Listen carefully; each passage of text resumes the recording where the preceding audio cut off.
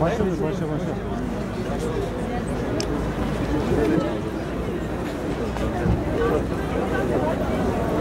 Vicdan sahibi bütün insanların, bütün sivil toplum kuruluşlarının istisnasız ortak acısı olduğu için eylemimizi hiçbir teşkilat ismi zikretmeden bütün teşkilatların ortaklığı ile icra edeceğiz.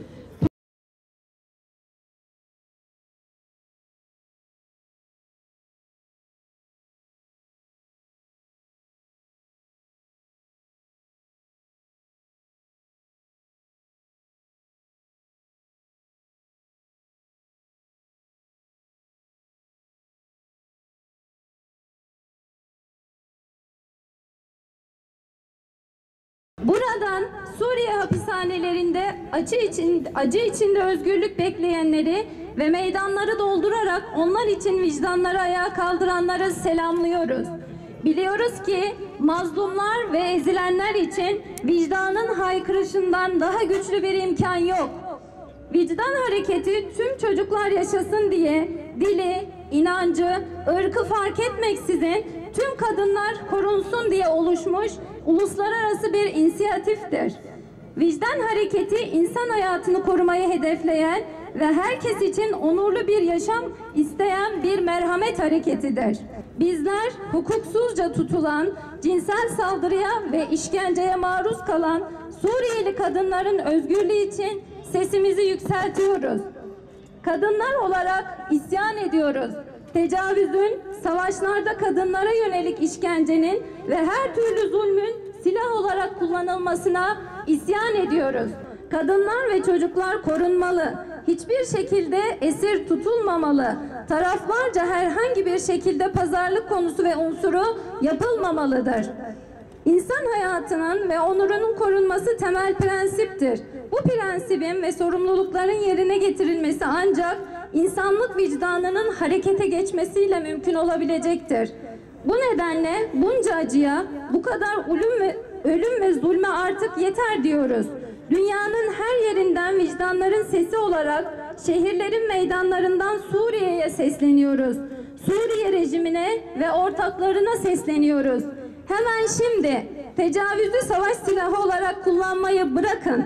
Hemen şimdi kadınlara acımasızca yapılan işkenceyi durdurun. Hemen şimdi tüm Suriyeli kız kardeşlerimizi serbest bırakın. Bırakın evlerine dönsünler.